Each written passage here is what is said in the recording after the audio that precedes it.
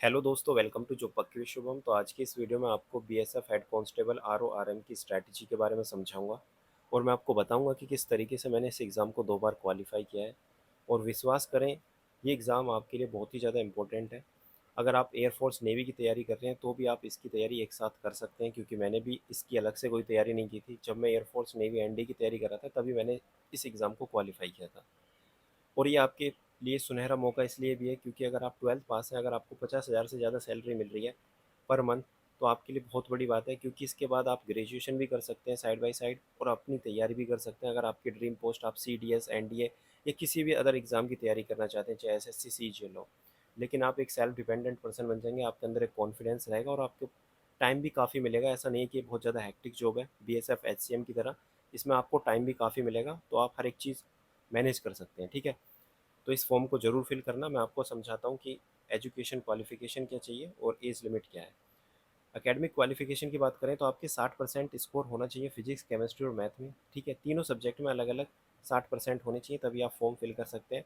अगर ट्वेल्थ में सिर्फ 60% है तो फॉर्म नहीं भर सकते, आपको अलग अलग इसमें चाहिए। ठीक है, ये बात याद रखना है। मतलब काफ़ी लोगों के डाउट आएंगे कि मेरे 60% ओवरऑल है लेकिन फिजिक्स में 57 स्कोर है, तो आप इस फॉर्म को फिल नहीं कर सकते। इसके अलावा आपको आईटीआई चाहिए, सेम इसी तरीके से आप यहाँ पे भी पढ़ सकते हैं आरएम यानी रेडियो मैकेनिक के लिए। एज लिमिट की बात करें तो 18 से लेकर 25 जनरल कैटेगरी के लिए, ओबीसी के लिए 28 और एससी एसटी के लिए 30। बाकी आपके पास अगर अदर कोटा है तो आप यहाँ पे पढ़ सकते हैं एज रिलैक्सेशन। अब बात करते हैं वैकेंसी। वैकेंसी से पहले मैं आपको लेवल बता देता हूँ। पे लेवल इसका 4 है, यानी कि 25,500 इसकी बेसिक पे है। मतलब कि आपकी बेसिक जो सैलरी है 25,500 नहीं होगी।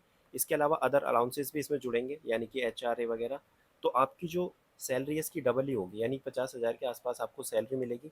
ये 7th पे कमीशन के अकॉर्डिंग है। अभी 8th पे कमीशन भी लगने वाला है। जब तक आपका सिलेक्शन होगा, क्या पता 8th पे कमीशन लग जाए और आपकी सैलरी बढ़ जाएगी। ठीक है, बढ़ने का मतलब है कि आप कितनी सैलरी हो जाएगी। अगर 12th पास स्टूडेंट लगभग 70,000 सैलरी या 60,000 सैलरी अर्न कर रहा है तो बहुत बड़ी बात है। आप सेल्फ डिपेंडेंट हो जाएंगे। आप अपने जो सपने हैं, जो भी आप मतलब करना चाहते हैं, जैसे कि C D S N D A या सी जी एल या किसी की भी कोचिंग करना चाहते हैं या यूपीएससी की, वो हर एक चीज़ आप मैनेज कर लोगे। किसी भी कॉलेज में भी एडमिशन ले सकते हो। ठीक है, साथ के साथ आप अपनी ग्रेजुएशन कर सकते हो या अपनी आगे की तैयारी कर सकते हो। आपके पास काफ़ी टाइम मिलेगा। ठीक है, ये ऐसी जॉब नहीं है कि B S F H C M की तरह थोड़े हैक्टिक है। आप टाइम मैनेज करके अपनी आगे की पढ़ाई भी कर सकते हैं। ठीक है, तो आपके लिए बहुत ही सुनहरा मौका है, तो स्किप मत करना। ठीक है, अगर आप 12th पास है, पढ़ने में अच्छे हैं, तो इस फॉर्म को जरूर फिल करना। बाकी अपना साइड बाय साइड जो करना चाहते हैं वो कर लेना। एयरफोर्स नेवी की तैयारी कर रहे हैं तो भी इसकी जो मतलब की तैयारी आप कर सकते हैं। मैंने भी साथ में ही तैयारी करी थी, अलग से तैयारी नहीं की।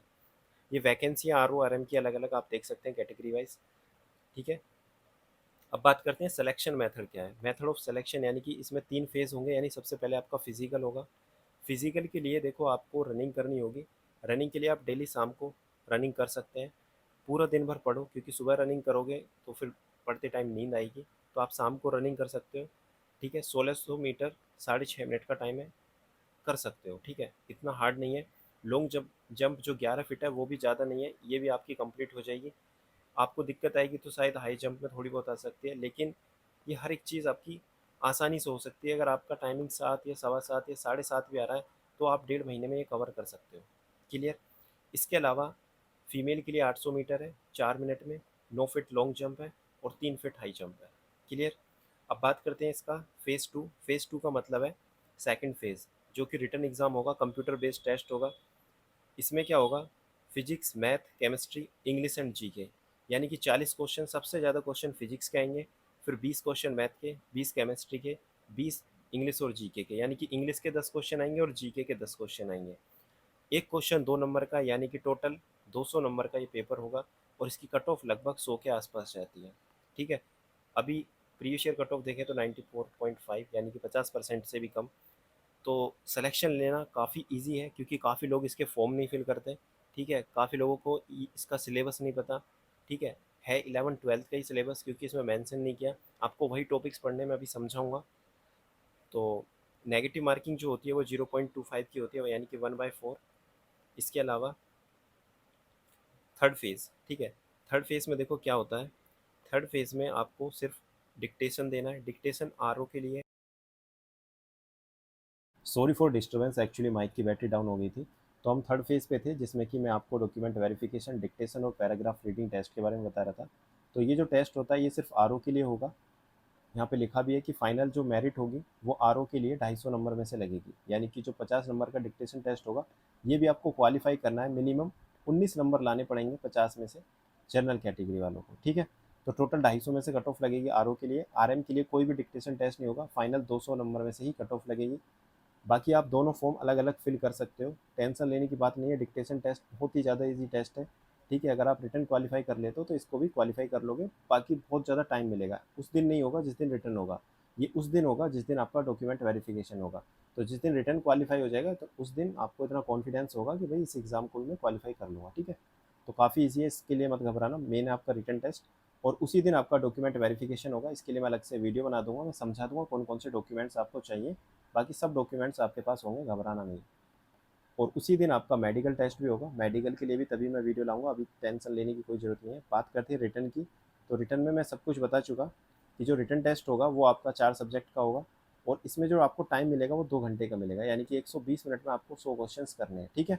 चलो अब बात करते हैं कि तैयारी करने कैसे है। बाकी आप यहाँ पे देख सकते हैं कि मैं फेज़ 3 तक मेरी जर्नी रही थी और यहाँ पे ये लिंक नहीं खुल रही क्योंकि काफ़ी पुरानी है। ये मेरा फेज़ 1 का एडमिट कार्ड है और यहाँ पे फेज़ 3 का, ठीक है। पहले एक सेकेंड, हाँ, पहले रिटर्न टेस्ट होता था, ठीक है, और फिर उसके बाद फिजिकल टेस्ट, फिर उसके बाद फाइनल आपका मेडिकल डॉक्यूमेंट वेरिफिकेशन। लेकिन अब की बार आपने देखा यहाँ पे जो कि मैंने अभी सिलेक्शन प्रोसेस बताया जिसमें फिजिकल पहले है, ठीक है। तो कट ऑफ भी वेरी करेगी, पहले ही आपको मतलब पहले ही छांट दिया जाएगा, जो फिजिकली फिट होगा उसको ही आगे एग्ज़ाम में बैठाया जाएगा। इसका मतलब ये है कि जब आपका रिटन टेस्ट निकल जाता है तो बहुत ज़्यादा हम एफर्ट्स लगाते हैं कि भैया मेरा रिटन टेस्ट निकल चुका है तो मुझे मेहनत करनी है क्योंकि मेरी जॉब अब लग सकती है।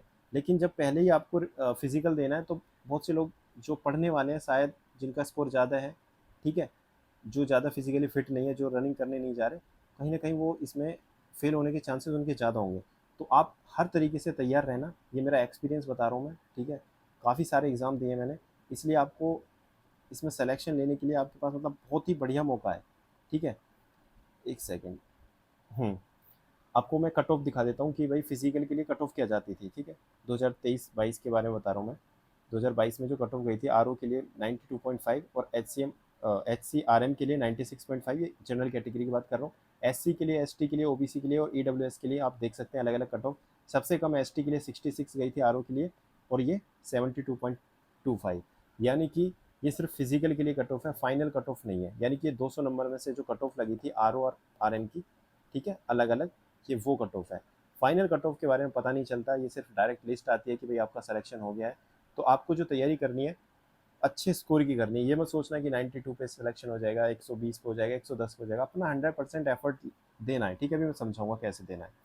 देखो, अगर आप एयरफोर्स नेवी की तैयारी कर रहे हैं, ठीक है, या आपको लग रहा है कि मैं जस्ट क्लास 12 पास हूँ, तो आपकी मैथ और फिजिक्स तो स्ट्रॉन्ग होनी चाहिए, ठीक है। आपको केमिस्ट्री लग रहा है कि यार मैं केमिस्ट्री में क्या पढ़ूँ, ठीक है, मुझे समझ नहीं आ रहा, तो 20 क्वेश्चन आते हैं, 20 में से अगर 10 क्वेश्चन भी सही कर देते हो ना, मोर देन सफिशियंट, यानी आधे क्वेश्चन की बात कर रहा हूँ मैं, सिर्फ आधे क्वेश्चन, 20 में से सिर्फ 10 भी नहीं कर पा रहे, 7 क्वेश्चन तो सही करने चाहिए। 7 क्वेश्चन भी करोगे तब भी सिलेक्शन हो जाएगा, मैं अभी बताऊंगा कैसे। मेन आपको फिजिक्स और मैथ पे फोकस करना है। यहाँ पे मैंने मैथ के कितने कम क्वेश्चन लिखे हैं, 15 क्वेश्चन, यानी 20 में से आपको 15 प्लस क्वेश्चन करने चाहिए सही। हालांकि मैथ का लेवल उस लेवल का नहीं है जो आप सोच रहे हो कि आईआईटी लेवल है। नॉर्मल बेसिक जो भी आपके फॉर्मूला है, जो भी आपने कॉन्सेप्ट पढ़े हैं, जो भी आप एयरफोर्स के एग्जाम में पढ़ के जाते हो, सिर्फ वही चीज़ें आपको वहाँ पे देखने के लिए मिलेंगी। काफ़ी क्वेश्चन ऐसे होंगे जो कि बहुत ज़्यादा ईजी होंगे। तो 15 क्वेश्चन हर एक स्टूडेंट कर सकता है जिसकी मैथ थोड़ी ठीक है, ठीक है, थोड़ी ठीक की बात करूँ, मतलब कि उसके कॉन्सेप्ट क्लियर है। लेकिन जिसने मेहनत करी वो आसानी से 18 प्लस हर बार स्कोर कर सकता है, ठीक है। बाकी फिजिक्स में आपको थियोरटिकल हर एक चीज़ें आनी चाहिए, तो 30 प्लस इसमें इसको 30 प्लस क्वेश्चन इसमें सही करने हैं, ठीक है। केमिस्ट्री में 7 प्लस क्वेश्चन सही करने हैं। इंग्लिश और जीके की बात करूँ तो दोनों में 10-10 क्वेश्चन आते हैं। अगर जीके में 10 में से 5 क्वेश्चन भी सही कर देते हो, 4 क्वेश्चन भी सही कर देते हो, या 3 क्वेश्चन भी सही कर देते हो, और इंग्लिश में आप 7 क्वेश्चन भी सही कर देते हो, तो भी 7-3-10 क्वेश्चन हो जाएंगे, ठीक है। यहाँ पे मैंने 12 प्लस लिखा है। अगर आप 10 क्वेश्चन भी सही कर देते हो तो 10 क्वेश्चन यहाँ हो गए, 10 और 7 इधर हो गए, और ये आपके 35, ठीक है, पैं सॉरी 45, 45 और 7 कितना हो गया, 52, 52 और 60 62, 62 दूनी 124। तो 124 स्कोर आपका हो गया, जो कि फाइनल सिलेक्शन के लिए मोर देन सफिशिएंट है, ठीक है। ये मैंने मिनिमम स्कोर बताया है। ये 15 से ऊपर भी जाएगा, ठीक है। यहाँ पे भी मैंने 10 लिया है, यहाँ पे 7 लिया है, तो आपको कोशिश करना है इससे ज़्यादा ही स्कोर आए, यहाँ पे अपने आप को नीचे नहीं करना, ठीक है। फाइनल सिलेक्शन इनसे होगा, यहाँ पे लिखा है, और स्कोरिंग सब्जेक्ट ये यहाँ पे आपको स्कोर करना पड़ेगा। अब बात करते हैं हम कि पढ़ना कहाँ से है। फिजिक्स के लिए देखो RS सर से आप पढ़ सकते हो, ठीक है, फ्री यूट्यूब पे सब कुछ फ्री हो जाएगा। आपको डायरेक्ट क्या करना है, या आपके पास क्लास 12th के नोट्स हैं वो आप रिवाइज कर सकते हैं, डायरेक्ट एयरफोर्स के प्रीवियस ईयर क्वेश्चंस प्रैक्टिस कर सकते हैं, जो भी आपके पास बुक है, लेकिन MCQ प्रैक्टिस करने हैं। और एक बात का ध्यान रखना, ज़्यादा न्यूमेरिकल वगैरह नहीं करने, सिर्फ थ्योरेटिकल क्वेश्चंस और जो बेसिक फॉर्मूले होते हैं, ठीक है, जो जो रिलेशन होते हैं कि R बढ़ेगा, L बढ़ेगा तो फाइनल रेजिस्टेंस पे क्या फ़र्क पड़ेगा, या एरिया ऑफ क्रॉस सेक्शन बढ़ेगा, लेंथ बढ़ेगी तो रजिस्टिविटी पे क्या फ़र्क पड़ेगा, इस तरीके से जो भी अलग अलग फॉर्मूले पूरे चैप्टर क्लास 11th-12th के, वो सभी आपको पढ़ने हैं, ठीक है, एक एक चैप्टर। तो RS सर से भी पढ़ सकते हैं, या जो भी आपको टीचर सही लग रहे हैं वहाँ से पढ़ सकते हैं। मैथ के लिए देखो नीरज बैसला सर हैं, पराशर मैम है एक, और कुमावत करके भी एक सर हैं। जो भी आपको टीचर सही लगता है ना, जिसके साथ भी आपकी बॉन्डिंग है, जो आपको लग रहा है कि नहीं इससे पढ़ूंगा तो मेरा हो जाएगा, ठीक है, बस बेसिक क्वेश्चन ही करने हैं, और एयरफोर्स नेवी के क्वेश्चन आप प्रैक्टिस कर सकते हैं, ठीक है। इसके लिए केमिस्ट्री की बात करें तो केमिस्ट्री के लिए सिर्फ आपको अपने नोट्स जो भी क्लास 12th में आपने बनाए हैं, ठीक है, NCERT बेस्ड या जो भी आपके पास बुक है अरिहंत की, उससे डायरेक्ट MCQ प्रैक्टिस करनी है। इसके लिए अलग से एफर्ट नहीं मारने, मेन फोकस आपको इस पर करना है, क्योंकि आप एयरफोर्स नेवी की तैयारी कर रहे हैं, तो आपको वो एग्ज़ाम भी क्लियर करने हैं, ठीक है। उन्हीं के सहारे से आपका ये एग्ज़ाम भी क्लियर हो जाएगा, तो आपकी जॉब लग जाएगी। और एयरफोर्स से तो बेटर ही रहेगा, क्योंकि अग्निवीर है, आपको पता है, और यहाँ पे सैलरी भी ज़्यादा है। और आगे मुझे पता है हर एक स्टूडेंट ऐसा नहीं है कि अगर एयरफोर्स में लगेगा तो एयरफोर्स में अग्निवीर बन के या एयरमैन बन के रह जाएगा, या इसमें आपका BSF में RORM लग के रह जाएगा। मुझे पता है एफर्ट्स लगा के आप आगे तैयारी करोगे, CPO की तैयारी करोगे, या CGL की तैयारी करोगे, या CDS या FCAT किसी की भी तैयारी करोगे, तो आपके पास बहुत ज़्यादा मौका मिलेगा, तो आप कर सकते हैं, ठीक है। अब बात करते हैं इंग्लिश के लिए। तो इंग्लिश के लिए देखो ग्रामर तरुण ग्रोवर सर, संजीव ठाकुर सर, रानी मैम, या इसके अलावा बहुत सारे टीचर हैं, बहुत सारी लिस्ट है, मैंने नहीं लिखी। किसी भी टीचर से आपको ग्रामर कंप्लीट करनी है, ठीक है। बेसिक्स एक्टिव पैसिव कैसे मतलब सोल्व करते हैं, नरेशन हो गया, या जो भी नाउन प्रोनाउन एडजेक्टिव, हर एक चीज़ के बारे में जानना है, उनकी प्रैक्टिस करनी है। और एयरफोर्स के क्वेश्चंस जो होते हैं 20-20 के सेट, वो प्रैक्टिस करने हैं। SSC MTS के भी कर सकते हो, किसी के भी कर सकते हो, लेकिन आपको बेसिक इंग्लिश आनी चाहिए, ठीक है। इसके लिए ऐसा नहीं है कि भाई मतलब जैसे कि मैथ जो होती है SSC के लिए अलग होती है, ठीक है। अब यहाँ BSF के लिए अलग है, क्योंकि 11th-12th ही पढ़नी है, ठीक है। इसमें ये नहीं पढ़ना कि ये ने इतने दिन में काम करा, लेकिन जो इंग्लिश है वो बेसिक है, कहीं से भी पढ़ लो आप, काम हो जाएगा, ठीक है। 10 में से 7 क्वेश्चन सही कर दिए, मोर देन सफिशिएंट है। और GK के लिए आप ल्यूसेंट की बुक ले सकते हो अगर आपके पास है। अगर आपको लग रहा है मेरे पास कोई भी बुक नहीं है, तो एक अरिहंत की मनोहर पांडे की बुक आती है, वो ले लेना, ठीक है।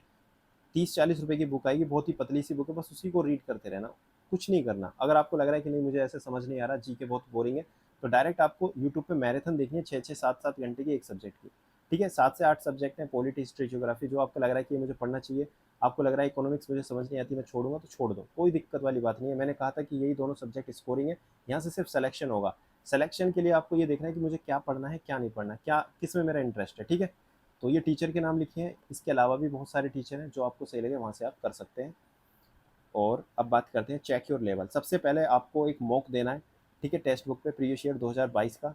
आपको चेक करना है कि आपका स्कोर कितना आ रहा है, ठीक है, कितनी और तैयारी करनी है। अगर आपका स्कोर आज 110 आ रहा है, ठीक है, या आपका स्कोर आज 60 आ रहा है, या 80 आ रहा है, तो आपको ये चेक करना है कि अगर मैं मेहनत करता हूँ, क्या मेरा सिलेक्शन इसमें हो सकता है, क्या लेवल के क्वेश्चन है, क्या मैं पढ़ के कर सकता हूँ या नहीं कर सकता। हर एक चीज़ आपको चेक करनी है, एनालाइज करना है, कहाँ कहाँ से आप स्कोर बढ़ा सकते हो। फिर उसके बाद आपको तैयारी करनी है। अगर आपको लग रहा है मेरे पास टेक्स्ट बुक का कोई भी सब्सक्रिप्शन नहीं है, मैं कहाँ से दूंगा, तो डायरेक्ट गूगल पे जाके डाउनलोड कर लेना पेपर, उस पेपर को देखना, अटेम्प्ट करना खुद से, ठीक है, और फिर अपना स्कोर चेक करना। क्लियर, इतना भी कर सकते हैं। बाकी thank you so much for watching this video. अगर आपको AWTPO की तैयारी करनी है, तो हमारे गाइडेंस बैच चल रहा है दिल्ली पुलिस के लिए, ठीक है, 2025 गाइडेंस बैच। AWTPO में भी अगर PCM के स्टूडेंट हो तभी इस फॉर्म को फिल कर सकते हो, काफ़ी बेहतरीन जॉब है ये भी, ठीक है। इसमें 8 से 2 यानी 6-6 घंटे की जॉब होती है, 6 घंटे जॉब, 24 घंटे रेस्ट, मतलब कि आपको बहुत ज़्यादा टाइम मिलेगा आगे की तैयारी के लिए। और इसके अलावा HCM और DP कांस्टेबल, ठीक है, ये तीनों के लिए टारगेट सीरीज है, जो कि 28 जुलाई से स्टार्ट हो चुकी थी। अगर आपको अभी भी इनरोल करना है तो कर सकते हैं। और इसमें क्या क्या मिलेगा, लिमिटेड कंटेंट होगा, एग्जाम ओरिएंटेड, अचीवेबल और रियल टारगेट्स होंगे, यानी कि आप कंप्लीट कर लोगे टाइम पे, ऐसा नहीं है कि कोई भी ऐसे टास्क दे दिया। इसके अलावा डाउट ग्रुप होगा, पर्सनल डाउट क्लैरिफिकेशन होगा, और किस तरीके से आपको रिवीजन करना है शॉर्ट टाइम में, कैसे कम टाइम में ज़्यादा स्कोर करना है, हर एक चीज़ में समझाऊंगा, ठीक है। प्रोसेस क्या है ज्वाइन करने का, आप यहाँ पे देख सकते हैं। QR कोड स्कैन करना है, 29 पे करना है, और उसके बाद जो भी पेमेंट है उसका स्क्रीनशॉट व्हाट्सअप पर भेजना है।